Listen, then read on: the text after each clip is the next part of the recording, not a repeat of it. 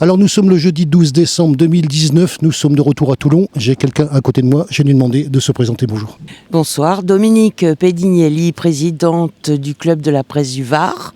On a une occasion certaine ce soir puisque c'est le repas de fin d'année du Club de la Presse du Var, d'où notre présence ici. Eh bien, c'est très gentil d'être venu, Philippe. En effet, tous les ans, en fin d'année, on organise un petit repas de Noël convivial et sympathique. Et c'est le but. Je pense que déjà, il faut dire qu'au sein de cette équipe que je connais, merci de m'avoir accepté dans cette équipe. Bien sûr, c'est infiniment précieux pour moi. L'occasion de vous connaître tous, de vous apprécier, autant les uns que les autres. L'occasion aussi pour la fin d'année. C'est ce que je fais d'ailleurs généralement avec les responsables d'animation qu'on a quelquefois au téléphone, ce matin encore, de faire le bilan. C'est une occasion rêvée. En fin d'année, c'est l'époque du bilan. Savoir ce que vous avez fait cette année et vous avez fait des choses. Nous avons fait des choses, en rappelant que un club de la presse, en principe, il y en a un par département. C'est une association de gens de communication, des journalistes bien évidemment. Je précise que nous ne sommes pas subventionnés et que nous sommes une petite équipe opérationnelle, on va dire, parce qu'on a quand même pas mal de membres, d'une dizaine de personnes.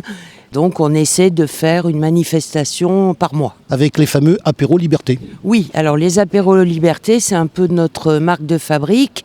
Nous avons créé ce concept, on va dire, après les attentats de Charlie Hebdo. En fait, il s'agit d'un espace de liberté où tout le monde peut s'exprimer sans langue de bois, c'est surtout ça qui nous intéresse, mais dans le respect, la politesse bien sûr, qu'on essaie d'en faire un par mois. Je vais revenir sur ce que j'ai couvert parce que c'était aussi l'occasion pour moi de rencontrer des gens. Vous avez donc invité des invités de qualité. Je tiens à le dire, j'ai d'excellents souvenirs, notamment au Théâtre Colbert et pas seulement, avec des invités qui ont joué le jeu, qui étaient véritablement des professionnels. Donc c'était aussi quelque part agréable de les rencontrer.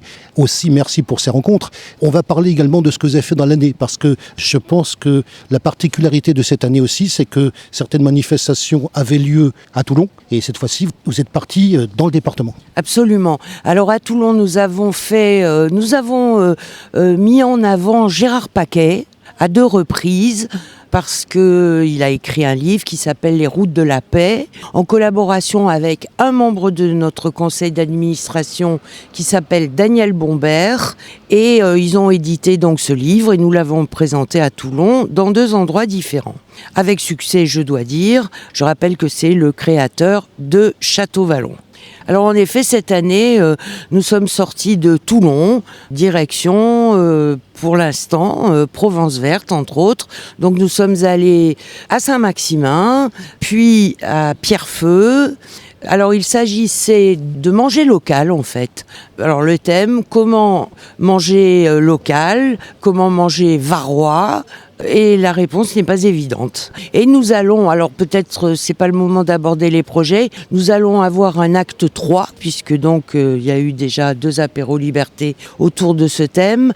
L'acte 3 va se dérouler au mois d'avril, pendant la fête bio et artisanale de la Farlède. Qu'on connaît, oui bien sûr. Vous connaissez bien, je sais, et dont nous serons partenaires. Ces manifestations en Provence Verte, comment ça s'est passé? Comment ça s'est déroulé? Quelles étaient les originalités des gens qui ont peut-être pu venir justement parce que ça se déroulait ici? Le premier apéro liberté autour du manger varois, manger local, ça se déroulait à Saint-Maximin. Nous avons été extrêmement bien reçus par le lycée agricole. Quand même, nous avons organisé l'apéro liberté, peut-on manger varois et à quel prix, au lycée agricole Provence Verte. Je dois souligner qu'ils nous ont extrêmement bien reçus. Et le débat a été organisé et animé par notre confrère Éric Maublanc de Provence Verte TV, que je remercie d'ailleurs au passage. Et qui est là ce soir d'ailleurs. Qui est là absolument ce soir. Et ensuite nous avons recommencé plus récemment à Pierrefeu, autour de l'association Terre de Partage de Gaël Vial. Là, pareil, nous avons été extrêmement bien reçus Donc c'est un débat qui attire beaucoup de monde, je dois le reconnaître. C'est un thème porteur. Quand on va dans des endroits comme cela, justement, qu'on sort de la ville de Toulon, qu'on génère justement des contacts, comment c'est perçu par rapport aux personnes qui vous reçoivent? Alors les personnes qui nous reçoivent sont honnêtement ravies de le faire. Certains Toulonnais sont moins ravis de sortir de leur métropole.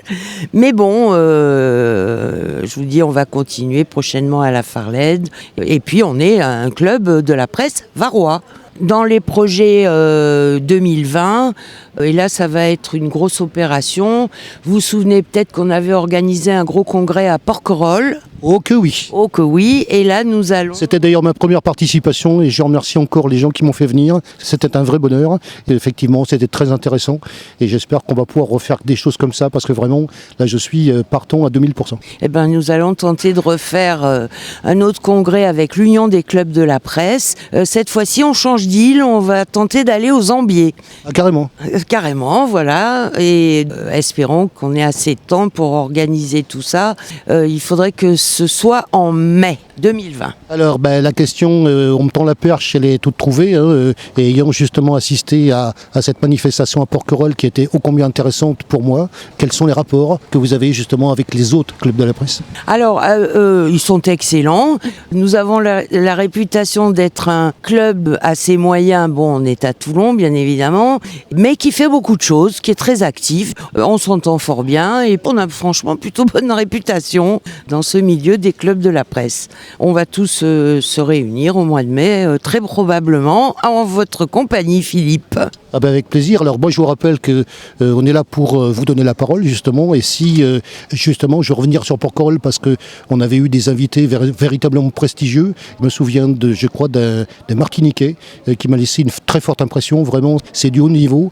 C'est un exercice qu'on souhaite refaire parce que c'était une très belle manifestation à la fois dans son organisation parce qu'il faut souligner la qualité de l'organisation et des invités qui seront là, je l'espère. Donc comptez sur moi, on sera là. Là on arrive quand même en fin d'année et donc généralement il y a des petites choses à souhaiter parce qu'on est quand même le 12 décembre, il ne se passe pas quelque chose en fin d'année? Eh ben oui, c'est précisément, nous nous réunissons pour fêter Noël ensemble un petit peu avant l'heure et puis on se reverra en janvier pour une galette des rois. Oui mais vous savez qu'il y a des gens qui nous écoutent, il est de tradition qu'on leur souhaite quand même un bon Noël aussi. Ah, donc le club de la presse du Var souhaite à tous vos auditeurs et un très joyeux Noël dans le calme, la sérénité, en famille, et voilà.